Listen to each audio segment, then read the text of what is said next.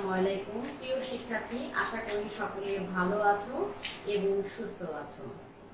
আমরা আমাদের অষ্টম শ্রেণীর নতুন একটা টপিক নিয়ে আজকে চলে এলাম। মানবদেহের অঙ্গতন্ত্র অধ্যায়ের প্রথম যে অংশটুকু তোমাদের রয়েছে ত্বকতন্ত্র, এটা নিয়ে আজকে আমরা একটু আলোচনা করব। আশা করি তোমরা সকলে জিনিসগুলো বুঝতে পারবে, আর সমস্যা হলে পরবর্তীতে আমাদের ক্লাসগুলো তো আছেই। চলে আসি, প্রথমেই আমরা আগে আমাদের অঙ্গগুলো নিয়ে কথা বলি। আসলে জীববিজ্ঞানের যে শাখায় অঙ্গ নিয়ে আলোচনা করা হয়, সেই শাখাটাকে আমরা কি বলি? সেই শাখাটাকে আমরা বলি অঙ্গ সংস্থান বিদ্যা। এই অঙ্গগুলোর অবস্থান কোথায় তার উপর ভিত্তি করেও কিন্তু এর মধ্যেও আবার দুটো ভাগ রয়েছে। মানবদেহে বাহির থেকে যে অঙ্গগুলো আমরা দেখতে পাই, অর্থাৎ আমরা হাত, পা, নাক, চোখ, এগুলো বাহির থেকে আমরা দেখতে পাই যে অর্গানগুলো বা যে অঙ্গগুলো, সেটাকে আমরা বাংলায় কি বলি? বহিস্থ অঙ্গ, বা বলি আমরা কি এক্সটার্নাল অর্গান। আর যে অঙ্গগুলোকে আমরা বাহির থেকে দেখতে পাই না, অর্থাৎ আমাদের শরীরের অভ্যন্তরভাগে অবস্থিত, যেমন আমাদের স্টমাক, লাংস, ইন্টেস্টাইন, এগুলোকে আমরা কি বলি? অন্তস্থ অঙ্গ, বা আমরা বলি ইন্টারনাল অর্গান। আচ্ছা, তো বেশ ভালো কথা। এবার আমরা চলে আসি আমাদের এই যে তন্ত্র রয়েছে, আমরা ষষ্ঠ শ্রেণী সপ্তম শ্রেণীতে জেনেছি এই তন্ত্রগুলো, কিন্তু নামগুলো করেছিলাম, 10টা তন্ত্রের নাম করেছিলাম। যেমন বলতে পারি শ্বসন তন্ত্র, রেচন তন্ত্র, পরিপাক তন্ত্র, স্নায়ুতন্ত্র, প্রজনন তন্ত্র, এরকম অনেকগুলো তন্ত্র রয়েছে। কিন্তু আজকে কিন্তু আমরা আলোচনা করব আমাদের এই ত্বকতন্ত্র নিয়ে। আমাদের অষ্টম শ্রেণীতে প্রথমে এটা রয়েছে, মানবদেহের অঙ্গতন্ত্রে রয়েছে ত্বকতন্ত্র। আসলে ত্বকতন্ত্র কি নিয়ে গঠিত, প্রথমে আমাদের জানতে হবে। ত্বকতন্ত্র, ত্বক রয়েছে এখানে, নখ, চুল, রক্তনালী, স্নায়ুতন্ত্র ইত্যাদি নিয়ে কিন্তু ত্বকতন্ত্র। তাহলে এখান থেকে তো একটা প্রশ্ন হতেই পারে যে ত্বকতন্ত্র বলতে কি বোঝো? তার মানে ত্বকতন্ত্রে কিন্তু শুধু ত্বক নেই, ত্বকের সঙ্গে কি রয়েছে? নখ রয়েছে, চুল রয়েছে, স্নায়ুতন্ত্র রয়েছে, স্নায়ুতন্ত্র রয়েছে, রক্ত নালী রয়েছে। এগুলো মিলে, সবকিছু মিলে আমাদের এই ত্বকতন্ত্র। এবার আমাদের ত্বকতন্ত্রের কাজগুলো কি, এটাও কিন্তু আমাদের জানতে হবে। ত্বকতন্ত্রে প্রথমে আমরা বলি, ত্বকটা হচ্ছে আমাদের শরীরের বাইরের একটা অংশ। ত্বক আমাদের শরীরকে বাহিরের যে প্রতিকূল পরিবেশ, রোগ জীবাণু, এগুলো থেকে রক্ষা করে। শরীরের অভ্যন্তরভাগের জলীয় অংশটাকে শরীরের মধ্যে সংরক্ষণ করে রাখতে সাহায্য করে।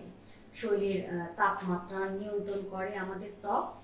আরো কতগুলো গুরুত্বপূর্ণ কাজ রয়েছে। ত্বক কিন্তু আমাদের রেচন অঙ্গ হিসেবেও কাজ করে।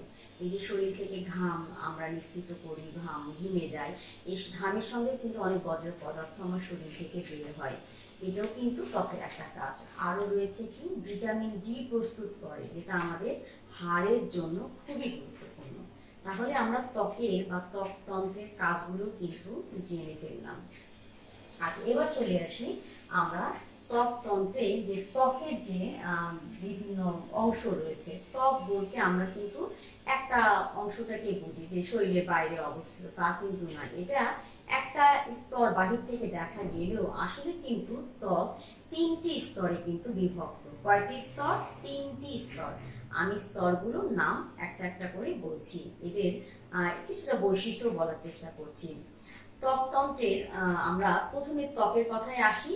ত্বকের 3টি স্তর। প্রথমেই রয়েছে কি, এপিডার্মিস, যেটা একদম বাহিরে অবস্থিত। ত্বকের বাহিরে অবস্থিত এপিডার্মিস।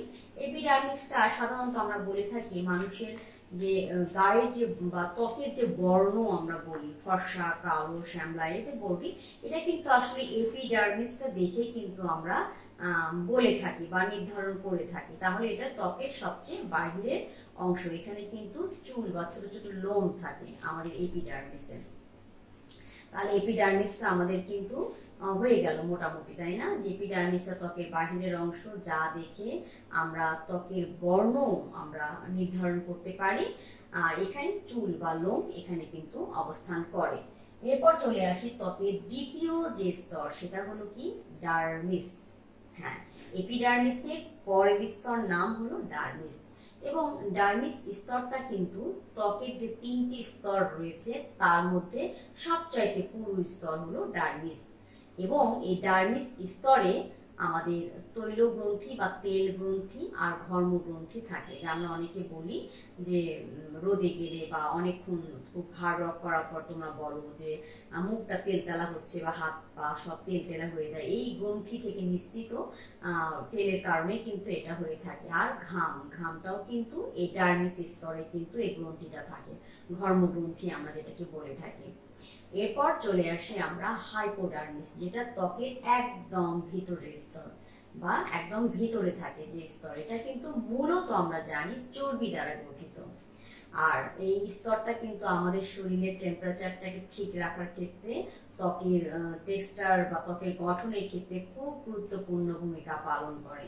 কারণ ত্বকে যে শর্করা, জলীয় অংশ, তেল বা চর্বি সঞ্চিত করে রেখে আমাদের শরীরকে কিন্তু এগুলো যখন যা প্রয়োজন সেই হিসেবে সেটা কিন্তু আমাদের কি করে, সাপ্লাই করে, তাই না? এটাও কিন্তু একটা গুরুত্বপূর্ণ ত্বকের কাজ।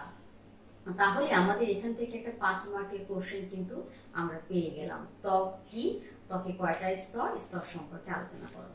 এরপর চলে আসি আমরা ত্বকতন্ত্রের আরেকটি অংশ, সেটা কি, নখ। হ্যাঁ, আমাদের সবারই তো আছে, তাই না? কারো নখ বড়, কারো নখ ছোট। এবার দেখো, আমি কিন্তু আমাদের নখের অংশগুলো আমরা এখন এখানে বলবো। তোমরা কিন্তু তোমাদের নখ থেকে দেখে এটা কিন্তু চিহ্নিত করবে বা চিনে নিবে যে কোন অংশটা আসলে নামটা কি। আমাদের নখের যে অংশটাতে আমরা নেল পলিশ ব্যবহার করি, এটা আসলে কি? এটার নাম নেল প্লেট বলে আমরা এটাকে আমরা বলি কি, নেল প্লেট, যে শক্ত উপরের অংশটা। আচ্ছা, এই নেল প্লেটটা তুলে ফেলার পর নিচে যে একটা চামড়ার মতো অংশ থাকবে, এটাকে আমরা বলি নেল বেড। মানে নেল প্লেটটা ঠিক যার উপরে আছে সেটার নাম হচ্ছে নেল প্লেট।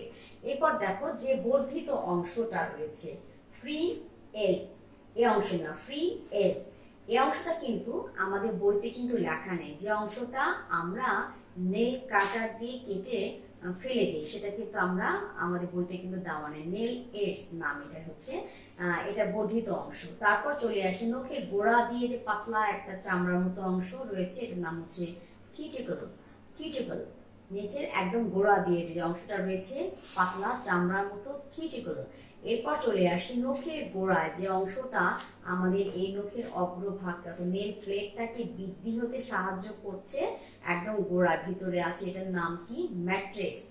আচ্ছা, তারপর চলে আসি নখের এই জায়গায়, ঠিক আমরা বলবো গোড়া এখানে সাদা যে অংশটা থাকে, ঠিক অনেকটা আমরা বলবো যে নখটা যদি এরকম হয়, আমাদের এই অংশে একটা সাদা এরকম একটা অংশ থাকে, এটার নাম কি বলতো, লুনুলা।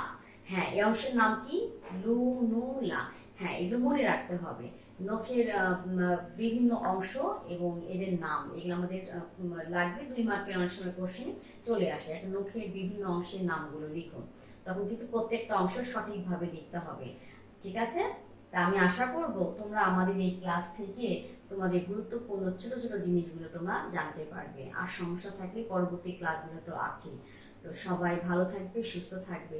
সবশেষে তোমাদের প্রতি একটা আমার উপদেশ বলতে পারো, যে নিজেকে সবসময় ভালো রাখো, ভালো রাখার চেষ্টা করো। নিজেকে ভালো থাকার জন্য প্রতিদিন নতুন কোনো কিছু শেখো, আর তাদেরকে ভালো রাখো। যারা ভালো থাকলে তুমি ভালো থাকবে। পরচর্চা থেকে আমরা দূরে থাকবো, আমরা নিজেকে নিয়ে ব্যস্ত থাকবো, নিজের মানুষজনকে, চারপাশের লোকজনকে নিয়ে ব্যস্ত থাকবো। সবাই সুস্থ থাকো, ভালো থাকো। আল্লাহ হাফেজ।